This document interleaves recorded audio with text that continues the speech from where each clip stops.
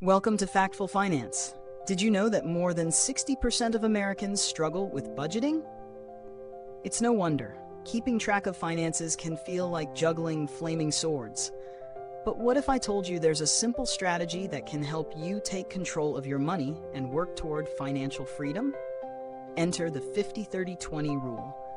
In today's video, we're going to break down this popular budgeting method, how it works, whether it's really effective, and if it could be the key to managing your money better. So, let's get into it. First things first, let's define the 50-30-20 rule. It's a straightforward guideline for budgeting your after-tax income. Here's how it breaks down. 50% goes to needs. These are the essentials: housing, utilities, groceries, transportation, and insurance. Think of these as the non-negotiables. If it's necessary for your survival or livelihood, it falls under this category. 30% goes to wants. These are things that make life more enjoyable but aren't necessary for survival. Dining out, entertainment, shopping, vacations. Essentially, everything that adds a little fun to life. 20% goes to savings and debt repayment. This includes retirement savings, emergency fund contributions, and paying down high-interest debt like credit cards. It's all about building your financial future. But here's the question: does the 50-30-20 rule actually work?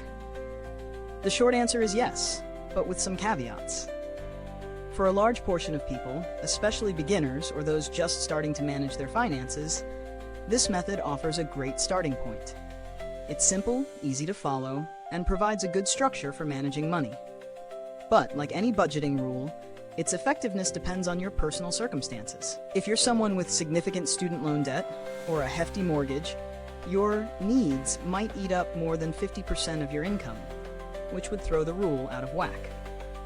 On the flip side, if you have a high income and relatively low expenses, you might have room to allocate more towards savings and investments.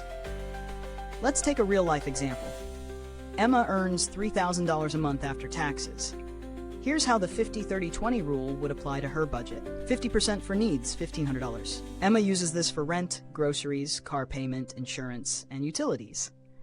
30% for wants, $900. This covers dining out, Netflix, entertainment, and a little extra shopping. 20% for savings debt, $600. Emma sets aside $400 for her retirement savings and uses the remaining $200 to pay down her credit card balance. Now let's think about someone like James, who also earns $3,000 a month but has a higher rent and student loan payments. James might find that his needs alone take up $2,000 of his monthly income, leaving only $1,000 for the rest. So he might need to tweak the percentages to make it work for his situation, perhaps reducing his wants or putting more into debt repayment.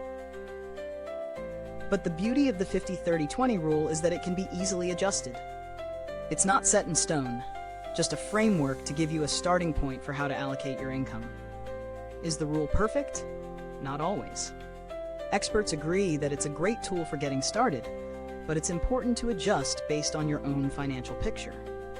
If you're struggling with debt, focusing more on savings and debt repayment might be a better strategy than spending 30% on wants. And if you live in an area with a high cost of living, your needs might naturally consume a larger portion of your income.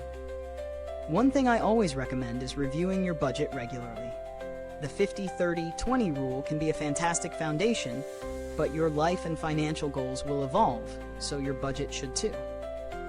Now, let's touch on a key point. This rule assumes you're already living within your means. If you're regularly overspending on things like eating out or shopping, this structure might not work as well unless you're willing to make adjustments. And while the 50-30-20 rule works for many, it's not a one-size-fits-all approach. To really make this strategy work, here are a few tips. 1. Track your spending. You can't follow a budget if you don't know where your money's going. Use budgeting apps like Mint, YNAB, You Need a Budget, or Good Budget to stay on top of your expenses. 2. Adjust the percentages. As we saw with James, there's room for flexibility. The goal is to make sure you're covering your needs, enjoying life responsibly, and saving for the future. 3. Prioritize high-interest debt. If you have credit card debt or loans with high interest, put a little extra into that 20% category. Getting rid of debt fast will free up more of your income for future savings. 4. Revisit your budget regularly. Life changes, and so should your budget. Revisit it every few months to make sure it's still in line with your current financial goals and needs. Here's a final thought.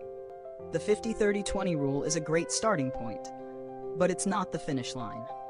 Whether you're trying to save for a down payment, build an emergency fund, or retire comfortably, remember that budgeting is just one tool in your financial toolbox. Building wealth takes time, but with small steps and smart strategies, you can make huge progress. This video is for educational purposes only. The apps or products mentioned are not endorsed by us, and we recommend consulting with a financial advisor for personalized advice based on your unique situation. So what do you think? Do you think the 50-30-20-20 rule could work for you? Or do you have a different strategy that's been successful? Drop your thoughts in the comments below. I'd love to hear what you think. And before you go, if you liked what we covered today, don't forget to hit that like button, subscribe, and click the bell so you never miss out on practical, expert financial tips that could change the way you manage your money. Trust me, you won't want to miss what's up next. Thanks so much for watching, and I'll see you in the next video.